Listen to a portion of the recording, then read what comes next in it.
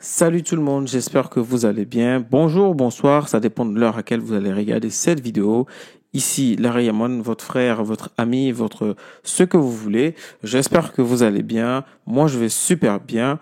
Et on se retrouve aujourd'hui pour une nouvelle vidéo. Alors, cette nouvelle vidéo va traiter sur un sujet qui va être la suite de la vidéo précédente, qui est la vidéo sur le crash de Sarakawa.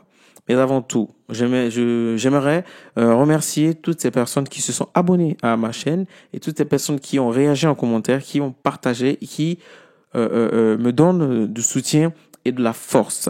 J'aimerais encore une fois préciser que sur cette chaîne, il s'agit d'histoire et de politique. Alors, je me permettrai de créer du contenu sur l'histoire du Togo, sur l'histoire de certains pays de l'Afrique et pour ce genre de contenu, je ne fais pas de parti pris.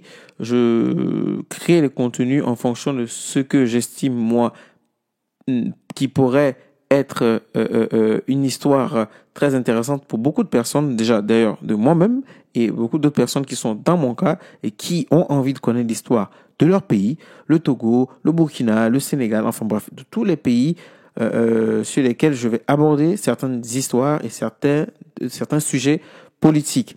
Donc, je préfère préciser cela. Donc, il faudrait pas que les gens viennent et croire que je vais faire un contenu qui va forcément répondre à ce qu'ils attendent.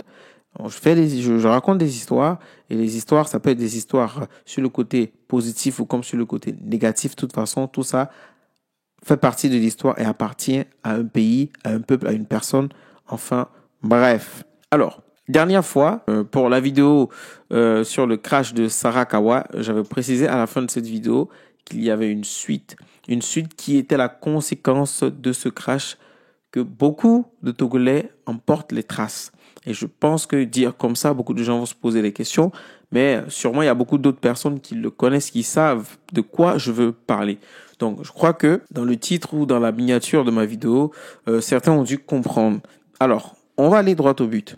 Donc, si vous vous rappelez bien avec la note vocale de Monsieur Anonyme, on aurait compris comment le crash s'est déroulé et ce qui s'est passé après ce crash-là. Donc, après le crash de Sarakawa, le président à cette époque, Gnassingbé Eyadema, est sorti miraculeusement. Il y a beaucoup d'autres personnes qui ont dit en commentaire que peut-être pour eux, ils n'étaient pas dans l'avion. Donc, parce que pour eux, c'est inconcevable qu'ils puissent sortir de ce crash-là.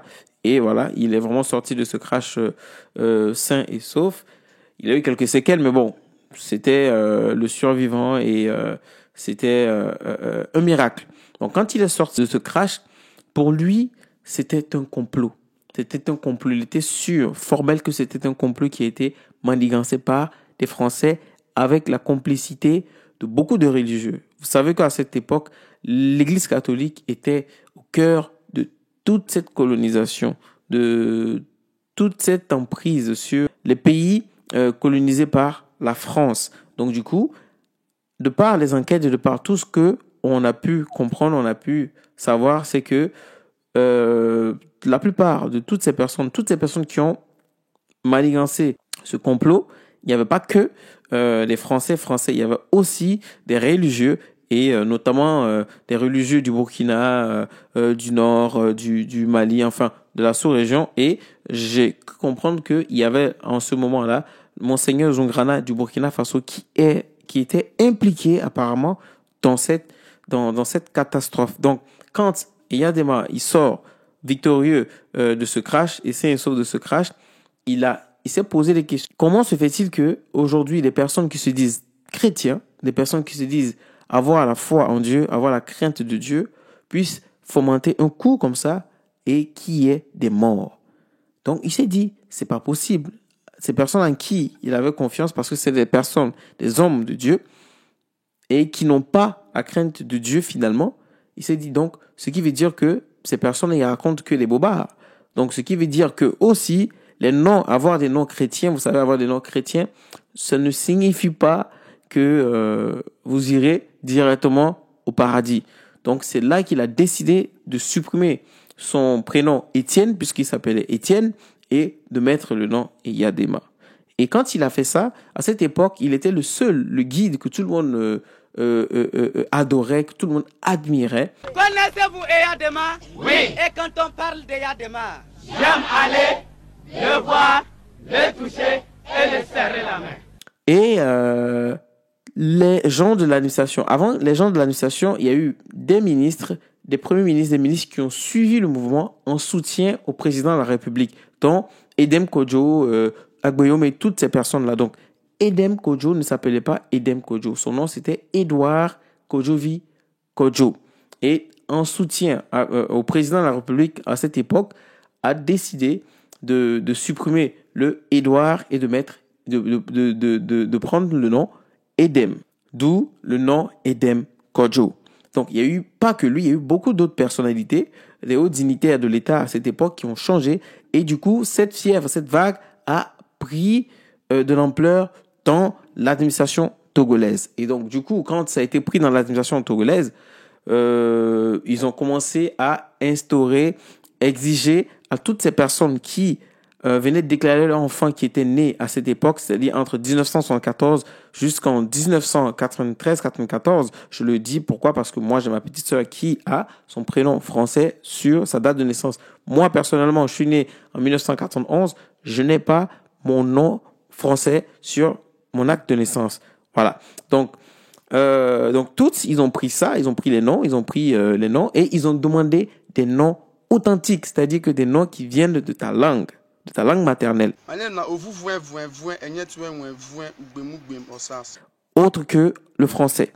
Donc du coup, les prénoms authentiques ont été demandés et c'était pas obligatoire, c'était pas une règle, c'était pas une obligation soumise, mais c'est parce que les gens ont voulu suivre le président et voulu le soutenir dans son action, dans ses actes, contre ce coup monté pour lui, qu'ils ont décidé comme ça et instauré de force aux gens qui venaient déclarer le nom de leur enfant de donner que des noms authentiques. Voilà. Donc, ce qui fait qu'aujourd'hui, il y a beaucoup de gens qui sont nés dans cet intervalle, n'ont pas le nom français ou des noms chrétiens sur leur acte de naissance. Voici ce que je voulais vous dire aujourd'hui par rapport à cette marque que beaucoup de Togolais portent suite aux conséquences liées à cette catastrophe du crash de Sarakawa. J'espère que cette vidéo vous plaira et n'hésitez surtout pas à vous abonner et à partager au maximum autour de vous pour que beaucoup d'autres personnes viennent découvrir cette chaîne et que l'on puisse évoluer et grandir ensemble. Restez branchés, restez connectés. Il y a beaucoup d'autres histoires que je vais aller chercher et venir vous proposer sous forme de vidéos. À la prochaine pour une nouvelle vidéo.